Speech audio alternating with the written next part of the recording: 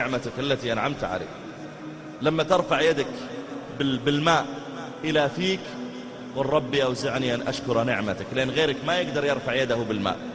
لما تصحى الصبح وتروح تمشي للمسجد قل ربي أوزعني أن أشكر نعمتك، لأن غيرك معوق ما يستطيع أن يذهب إلى المسجد. دخلت مرة في عشاء معزوم عليه، فلما جعلت أسلم على الناس مددت يدي لأحدهم فهز رأسه وقال مرحبا يا شيخ، ما مد يده، فاستغربت ونظرت إليه فإذا يداه مقطوعتان من عند الكتفين. ما أدري هل ولد هكذا ولا أصيب بمرض أو حادث، ما أدري، المهم ليس له يدان. فجلست، وزعوا القهوة وهو ينظر إلى فناجين القهوة تمر، يتمنى لو واحد يتصدق عليه يصب له فنجان ويبدأ يشربه. ينظر إلى التمر، أطيب أنواع التمر بين يديه، يتمنى لو واحد أخذ تمرة وحطها في فمه وبعدين لما يأكلها يضع يده مرة أخرى عشان يأخذ النواة. قلت في نفسي ربي أوزعني أن أشكر نعمتك التي أنعمت علي. ترى لو احتاج هذا إلى الحمام من سيذهب به؟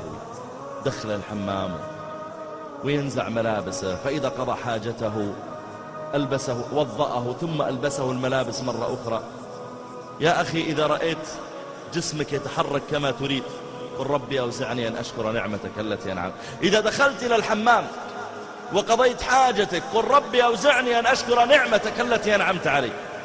دخل بعضهم على أحد الملوك فطلب الملك شربة ماء، فقال له يا أيها الملك لو منعت عنك هذه الشربة بما تشتريها، لو قيل لك ما نعطيك هالماء إلا لين تشتريه، قال والله أشتريه وأدفع حتى أصل إني أدفع نصف ملكي.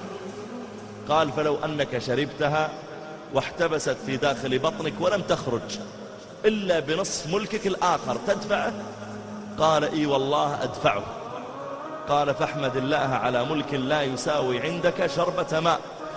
والله يا أخواني رحت قبل أمس لمركز غسيل كلى زيارة، أطفال أعمارهم على 7 سنوات عنده فشل كلوي وعلى هالسرير ومشبكين له الأسلاك، وأمه عنده تمسك يده لا يلعب بالأسلاك عشان يسوون له غسيل كلوي، ويأتي كل سبت واثنين وثلاثة وأحيانا يأتي الجمعة، وتقول أمه والله يا شيخ لو تمسكنا زحمة وانت أخر نصف ساعة ما دخلونا، لأنه يصير خلاص بدأ دور الشخص اللي بعدكم، خلاص أنتم تأخرتوا.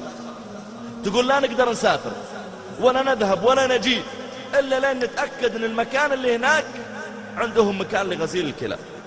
ولدي أحيانا يبغى يطلع مع أخواله ولا مع أطفال ولا بيروح مكان ولا رحلة، أقول له يا ولدي أنت عندك بكرة غسيل كلى ما يصلح تروح.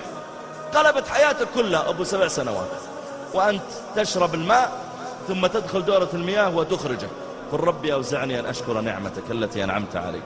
إذا رأيت بنتك أو زوجتك أو أمك ومحارمك مستورات ما حد تعرض لهم ولا حد اغتصبهم ولا حد يهددهم صور، ولا هربانة بنتك ولا أختك دخلت ولقيت البيت آمن، قل ربي أوزعني أن أشكر نعمتك التي أنعمت علي. واحد من طلابي في الكلية غاب أسبوع أو أسبوع ونصف تقريبا، ثم جاء وداوم، فجاء يكلمني يبغاني أكلم له بعض زملائنا الدكاترة ينزلون عنه الغياب. قلت طيب وش عذرك يا سعيد، وش اللي مغيبك؟ قال يا شيخ ظروف. قلت ايش الظروف؟ قال ولدي مريض. قلت كلنا عيالنا يمرضون. قال لا هو مريض وعنده يا شيخ تليف في الكبد أدى إلى تسمم في الدماغ في الدم، والآن عنده تسمم في الدماغ. قلت أسأل الله أن يشفيه ويعافيه، وإن قبضه الله إليه فأسأل الله أن يجعله شافعا لك، شفعه ولا نفعه، أسأل الله يجعله شافعا لك. فقال يا شيخ وين شافع؟ ولدي يا شيخ عمره 17 سنة حافظ القرآن في المعهد العلمي. فقلت أسأل الله إن قبضه إليك أن يبارك لك في إخوانه. فقال يا شيخ والله ما عندي إلا هذا الولد. إذا شفت عيالك طيبين وبخير قل ربي أوزعني أن أشكر نعمتك التي أنعمت علي.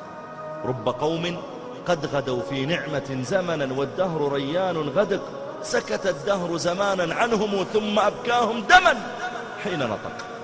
كم من إنسان أصبح صحيحا وأمسى سقيما، أو أصبح فرحا وأمسى حزينا، أو أصبح سليما وأمسى مصابا، أو أصبح مستورا وأمسى مفضوحا. كم من واحد نعوذ بالله ما يمسي الليل إلا اكتشف أن أخته مصورة وصورها في الإنترنت ولا في غيره.